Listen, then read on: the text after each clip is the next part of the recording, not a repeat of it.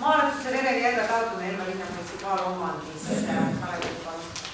Lugupeetud volikogu on ettepanek rikastada Elva linna ühe veekoguga. Seal on küll ka väike tükk maad, mis on nii-öelda kinnistute vahele jäänud. Paluks see maaüksus anda luba taotleda see maaüksus Elva linna omandisse, mis koostööd kultuurilisest veest.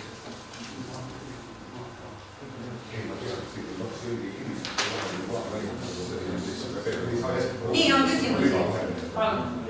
See käis maavalitsusest ka läbi, aga ei väga küsida, kas see annab meile eri võimalusi näiteks taotleda siia mingisuguseid vahendeid või on see pigem negatiivne? Ei, tegelikult selles suhtes ei anna mingit lisavõimalusi vahendite taotlemiseks, aga ta mõnevõrra lihtsustab seda, sest ta ütleb, et see vaba riigimaa valitseja on väga paljudel juhtudel, näiteks Keskkonnaministeerium on teatud seaduses ette nähtud juhtudel valitseja, Maavet on teatud teistel juhtudel valitseja, aga kui see sellest toetust välja jääb, siis tekib auk, et kõik teevad vajalikuks, aga keegi saa nii alla kirjutada, et olen nõus.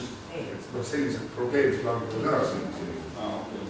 Ja loogiks meil, ma loodan, et lähiajal või mingil ajal peaksime selle järve eriti sinna Vellavere tee poole otsa raktudes sellised. Nii on veel küsimusi, Peeter? Ma tea, kas siin on lihtsalt selle joonestamisel vääratud olnud, et kui vaatad seal võimalikult alla, siis otsas seal on näha, et veidikene vett ja ma ei teagi, kas riigile või kellele.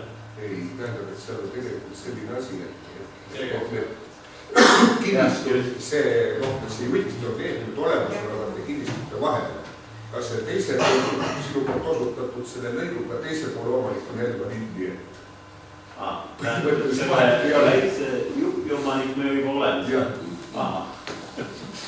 Ma vaatasin, et natukene jätame nagu riigile.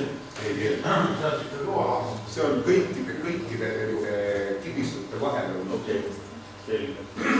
Aga see Tartumaa teie selle punase joone vahel, see tee äär, see on juba meie oma? Meie oma.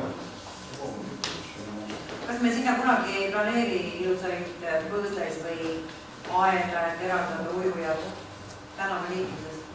Eks me peavad Venevi järve hakkama päris tõsiselt tegelema ja mina oma valmis peaks tegema nagu 8 etapis kinni kasvanud ja selle osa. Ja veel nõuskab lakuga. Et vaadake volikogu materjale, see oli 15 aastat tagasi minu arust oli sama jutt käis, et sinna äärde peaks tegema kas mingi aed või põõsastik.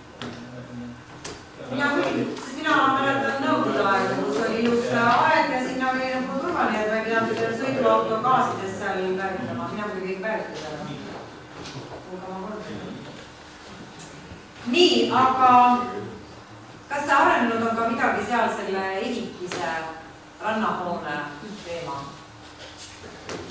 Selle rannahoonega on praegu öelnud nii palju, et see planeering on vastu võetud. Projekti põhist keegi eskiisprojektile tegema. Aga ilmselt peaks. See vähemalt eskiisprojektile